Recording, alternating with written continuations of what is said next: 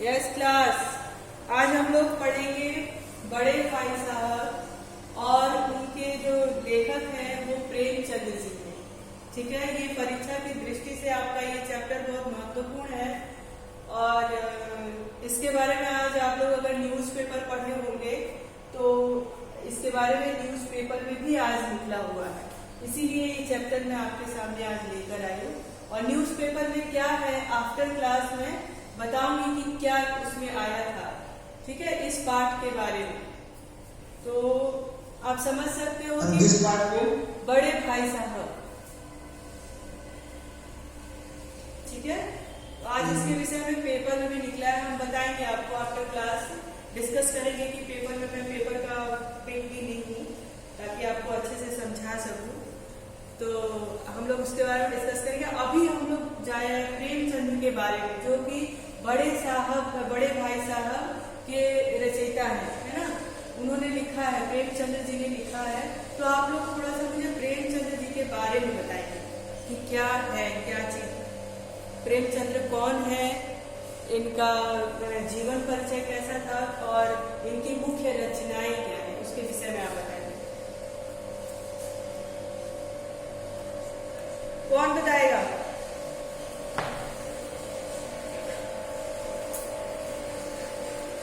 ऋषभ आप बताओगे? चलिए, ऋषभ तो आंसर बहुत देते हैं। पल्लव अलका बताएंगे। अलका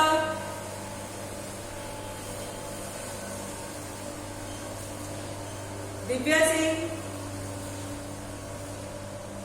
दिव्या। हाँ दिव्या, प्रेमचंद जी के बारे में बताइए थोड़ा सा हमें।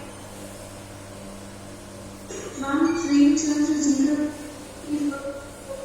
18 में हुआ था। हाँ बेटा, अच्छा आप कोशिश करिए, बेटा आप कोशिश करिएगा, हिंदी है तो हिंदी में ही आप जो आपकी सन है शताब्दी 1880 पूरा हिंदी में ही प्रयोग करिए, हिंदी है। चलिए 31 को हिंदी में क्या बोलते? 31।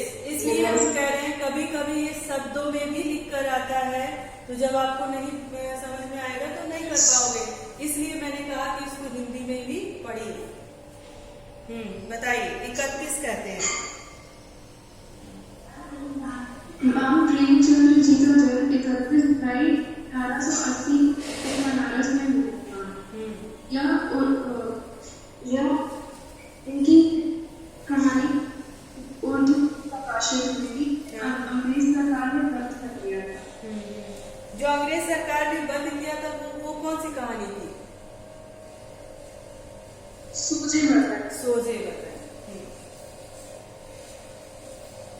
आगे इनकी और मुख्य रचनाएं क्या थी? इसके अलावा इन्होंने हंस माधव जैसी प्रमुख का भी संपादन किया था।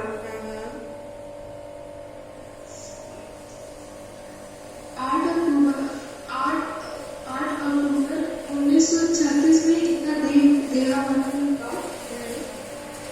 देहावसान का मतलब क्या होता है? देहावसान मतलब देहान। ठीक। तथा प्रेमचंद जी ने जितनी भी मानसरोवर से हमें सामने उनकी कुछ प्रमुख उपन्यास में आश्रम, सेवा, निर्मला, काया, प्रतिज्ञा, मंगलसूत्र। हाँ बेटा, और एक चीज और इसमें आप ध्यान रखिएगा, जो मंगलसूत्र इनकी रचना थी वो अपूर्ण थी, पूरी नहीं थी और उसके पहले ही इनकी मृत्यु हो गई थी। तो आपके प्रश्न में पूछता है कि प्रेमचंद की अपूर्ण रचना कौन थी, तो आप वहां बताएंगे कि मंगलसूत्र प्रेमचंद की एक अपूर्ण रचना थी जो पूर्ण नहीं हो पाई थी। ये इम्पोर्टेंट हिस्सा इसका रहेगा, इसको आप लोग याद रखेंगे कि मंगलसूत्र उनकी अपूर्ण रचना थी, वो पूर्ण नहीं हो पाई थी। हाँ आगे बताइए पर दिव्या।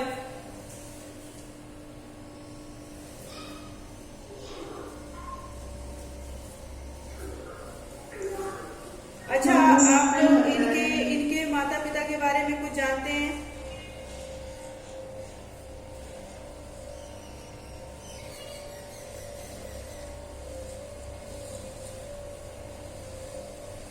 चलिए ठीक है। देखिए, प्रेमचंद्र की जो जीवन परिचय है उसमें आप लोगों को इनका जन्म, मृत्यु और इनका समयावधि यानी कब से कब तक के समय इनके थे, ठीक है। और इनकी प्रमुख रचनाओं के नाम याद रखेंगे। प्रमुख रचनाएं इनकी कौन कौन सी थी? गोदान, गगन, प्रेमाश्रय, सेवा सदन, निर्मला, कर्मभूमि, रंगभूमि, कायाकल्प, प्रतिज्ञा और मंगलसूत्र। ठीक है, ये इनकी प्रमुख रचनाएं थी। और आपके प्रश्न ऐसे बन सकते हैं कि या तो बन सकता है कि प्रेमचंद्र की प्रमुख रचनाओं का नाम बताइए, ठीक है। तो अब उस तरह के प्रश्न बनेंगे नहीं, तो ऑप्शनल आएगा।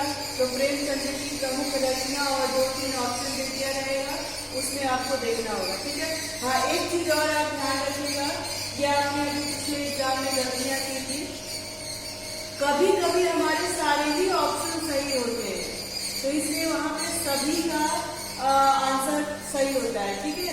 अभी एक प्रश्न हमने पूछा था तारा कामिरों की कथा कि वो कैसा व्यक्ति था। तारा कैसा व्यक्ति था? तो वो सुंदर भी था, नेक दिल भी था और ईमानदार, मेहनती भी था, ठीक है। तो बहुत सारे लोगों ने उसमें एक ही ऑप्शन दिया था। हाँ, कुछ ने सभी आंसर दिया था, परंतु कुछ लोगों ने किसी एक चीज को उस पर करके दे दिया था, ठीक है।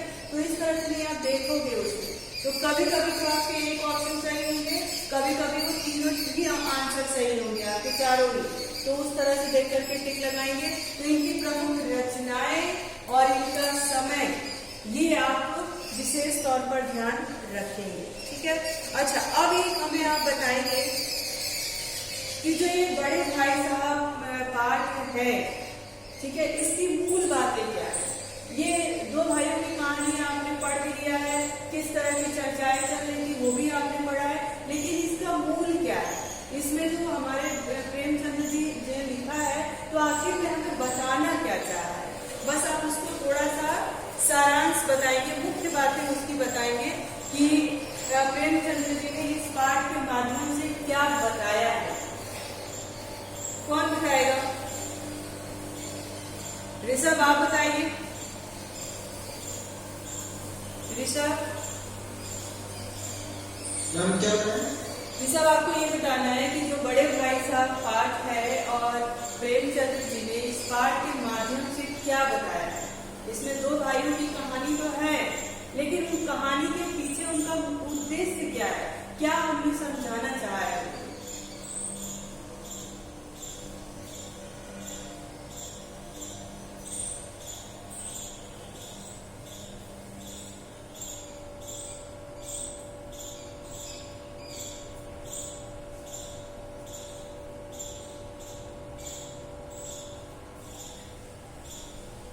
कुछ ध्यान है इस पाठ से? देखिए बच्चों, ये जो पाठ है बड़े भाई साहब, ठीक है, ये पाठ दो भाइयों के आपसी प्रेम और बड़े भाई का छोटे भाई के प्रति जिम्मेदारी को दर्शाता है। कहीं वे अपने छोटे भाई को गलत रास्ते पे न जाने दे, और ये मेरी जिम्मेदारी है, यानी एक बड़े भाई की जिम्मेदारी होती है। ऐसा करने के लिए सख्त कदम भी उठाने पड़ते हैं।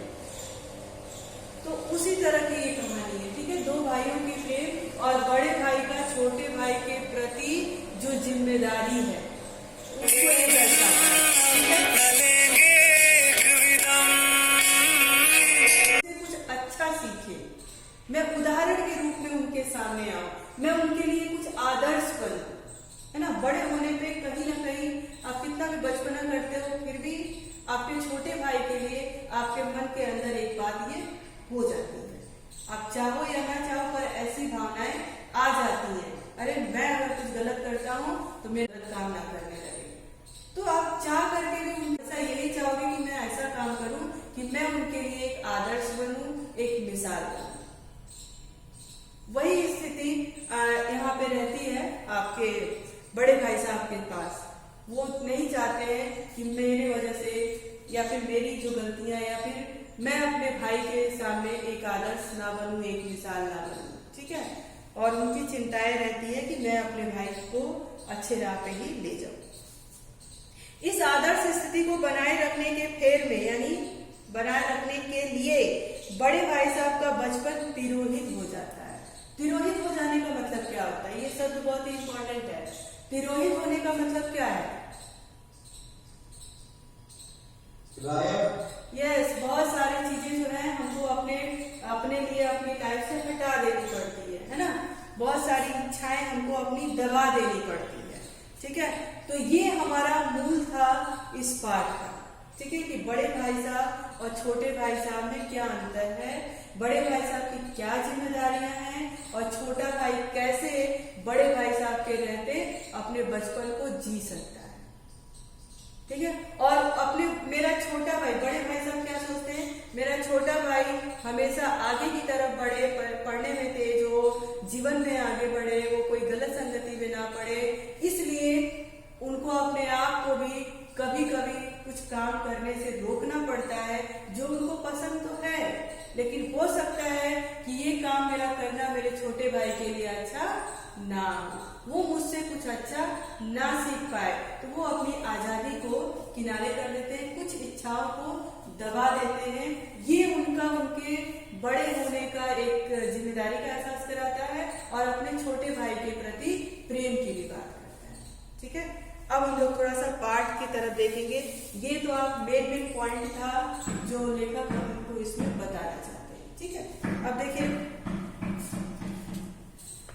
बात होती है, वो कहानी में आगे कैसे बढ़ते हैं, कहते हैं कि मेरे बड़े भाई साहब मुझसे 5 साल बड़े लेकिन केवल 3 दर्जे आगे थे। उन्होंने भी उसी उम्र में पढ़ना शुरू किया था जब मैंने शुरू किया था, लेकिन तालीम जैसे महत्व के मामले में वह जल्दीबाजी में काम लेना पसंद नहीं करते थे, ठीक।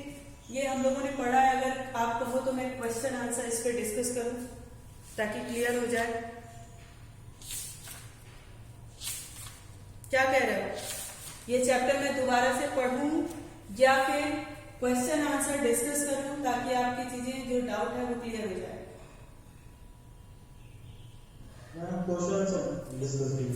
सभी लोग कह रहे हो क्वेश्चन आंसर डिस्कस करूं, क्योंकि ये चैप्टर इंपॉर्टेंट है बच्चा, है ना। तो इसके लिए आप लोग पढ़िएगा और प्लीज ध्यान दीजिए, जो भी मैं पढ़ाती हूँ इस समय जो चल रहा है प्रक्रिया, जो भी चैप्टर लेके मैं आगे बढ़ रही हूँ उस पर फोकस ज्यादा होना चाहिए आपका, ठीक है। चलिए तो क्वेश्चन आंसर देखते हैं। हाँ ठीक है, चलिए देखिए, बड़े भाई साहब छोटे भाई से हर समय पहला सवाल क्या पूछते थे? कौन बताएगा? बड़े भाई साहब अपने छोटे भाई साहब से पहला सवाल क्या पूछते थे? हाँ सीमा बताइए। बड़े भाई साहब छोटे भाई साहब से सबसे पहला सवाल ये पूछते थे कि कहाँ थे, है ना। अच्छा अब ये तो हो गया, ये तो सीधी सीधी बात हो गई, क्यों पूछते थे ऐसा? क्योंकि वो हमेशा पढ़ाई नहीं करते थे, खेलते रहे। नहीं, ये आंसर नहीं होगा। कौन बताएगा कि वो पहला सवाल तो पूछते थे कि भाई तुम कहाँ थे, लेकिन ऐसा वो क्यों पूछते थे? आदित्य सिंह, आदित्य हाँ क्यों पूछते थे ऐसा वो? मैम क्योंकि वो बड़े थे, उनको टेंशन होती थी ना छोटे भाई की। हाँ छोटे भाई की टेंशन होती थी और आगे कुछ बस इतना ही, इसलिए वो सीखते थे। नहीं कुछ और विस्तार रूप से बताइए। आंसर कैसे लिखोगे? मान लीजिए आपका ये पेपर आ गया, प्रश्न आ गया कि बड़े भाई साहब अपने छोटे भाई से सबसे पहला सवाल क्या पूछते थे और क्यों पूछते थे, तो इसको आप कैसे लिखोगे? तो बड़े भाई साहब छोटे भाई साहब की मतलब परवाह करते थे क्योंकि वो बड़े थे उनसे, और वो हमेशा ये पूछते थे कि तुम कहाँ थे, कैसे थे, ठीक थे। ओके अच्छा ऋषभ आप कैसे लिखोगे इसका आंसर? Rishabh yes ma'am. हाँ, आप कैसे इसका आंसर लिखेंगे?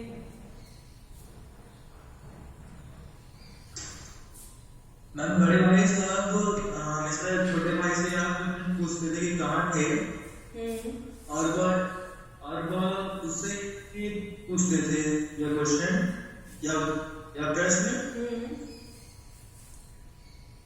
क्योंकि वह बड़े होने पे अपनी जिम्मेदारियों को समझते थे। हाँ, देखिए इसका आंसर बिल्कुल सही है। आप अब देखिए इसका आंसर लिखना होगा तो आप लिखोगे कि बड़े भाई साहब अपने छोटे भाई साहब से पहला सवाल ये पूछते थे कि तुम कहाँ गए थे, और वो ये सवाल उनसे इसलिए पूछते थे कि कहीं न कहीं उनको ऐसा लगता था कि कहीं मैं अपनी जिम्मेदारियों से पीछे तो नहीं मुड़ रहा हूँ, कहीं मेरी देख रेख में मेरा छोटा भाई किसी गलत काम को तो नहीं कर रहा है, और वो अपने छोटे भाई के भविष्य का परवाह करते हुए और अपने बड़े होने की जिम्मेदारी को निभाते हुए वो अपने छोटे भाई से इस तरह का प्रश्न पूछते थे। आई बात समझ में? तो आप इसी तरह से आंसर वहां पे देंगे, ठीक है? हाँ, अब अगला क्वेश्चन हमारा है कि बड़े भाई साहब छोटे भाई से उम्र में कितने बड़े थे और वह किस कक्षा में पढ़ते थे?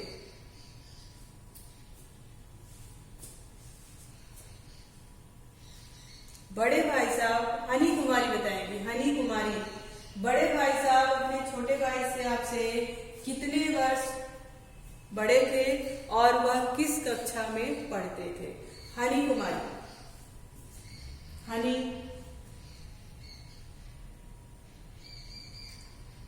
कुमारी, हनी कुमारी आंसर नहीं है। यस हनी, हाँ हनी आप आंसर दीजिए कि बड़े भाई साहब छोटे भाई से उम्र में कितने बड़े थे और कौन सी कक्षा में पढ़ते थे?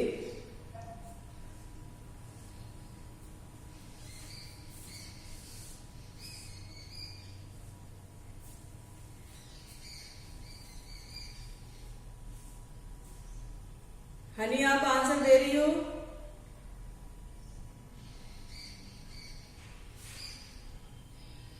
मैं बताऊं? हाँ सीमा आप बताइए। मैम बड़े भाई साहब छोटे भाई साहब बड़े थे और वो 9वीं कक्षा में पढ़ते थे। और वो 9वीं कक्षा में पढ़ते थे। चलिए बहुत बढ़िया। अच्छा आप बताइए, आपकी बड़े भाई साहब को अपने मन की इच्छाएं क्यों दबानी पड़ती थी? सीमा कुमारी, बड़े भाई साहब को अपने मन की इच्छाएं क्यों दबानी पड़ती थी?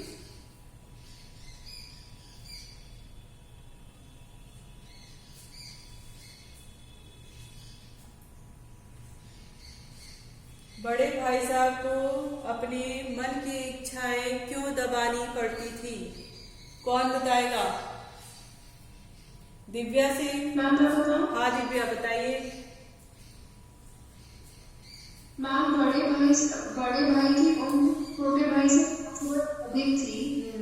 हॉस्टल छोटे भाई के अभी थे, उन्हें भी खेलने उड़ाने का शौक था, परंतु अगर वह ठीक ना चलते भाई के प्रति अपनी नहीं ले पाता।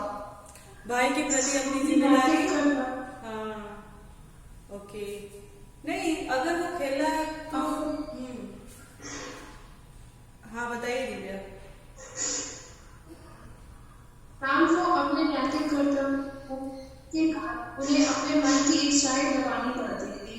अपनी मन की इच्छाएं दबानी पड़ती थी। अच्छा क्यों? मतलब जैसे मान लीजिए कि अगर बड़ा भाई छोटा भाई दोनों एक साथ खेल रहा है ना, तो खेल तो सकता ही है, तो वहां पे इच्छाएं क्यों दबानी पड़ती थी? उन इच्छाओं को दबाने के पीछे उनका मतलब सोचना क्या था?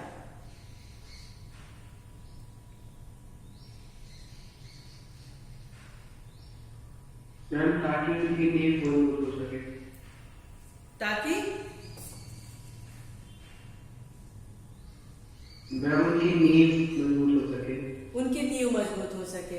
हाँ और एक चीज देखिए, नींव तो मजबूत हो सके अच्छी बात है, लेकिन ना खेलना और दिन भर पढ़ना ये भी पॉसिबल नहीं है। लेकिन बड़े भाई साहब अपनी इच्छाओं को इसलिए मारते थे क्योंकि बड़े भाई साहब को पतंग उड़ाना बहुत पसंद था, लेकिन वो नहीं उड़ाते थे क्योंकि उनके छोटे भाई पतंग बहुत उड़ाते थे, बहुत खेलते थे।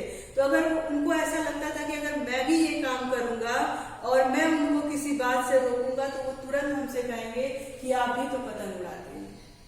तो मेरे कोई काम ऐसे करने से जिससे मेरे छोटे भाई को नुकसान हो, है ना, वो अपने नींव को मजबूत करने में उसको कमजोरी महसूस हो, ठीक है, वो भटक जाए अपनी दिशा से और मेरी वजह से, तो ऐसा नहीं होना चाहिए। इसलिए बहुत सारी इच्छाएं जो है बड़े भाई साहब दबा लेते थे ताकि उन इच्छाओं को पूरा करने के चक्कर में मेरा छोटा भाई के प्रति जो जिम्मेदारी है उसको मैं ऐसा ना हो कि निभा ना पाऊं और वो मुझसे कुछ गलत सीख ले, ठीक है।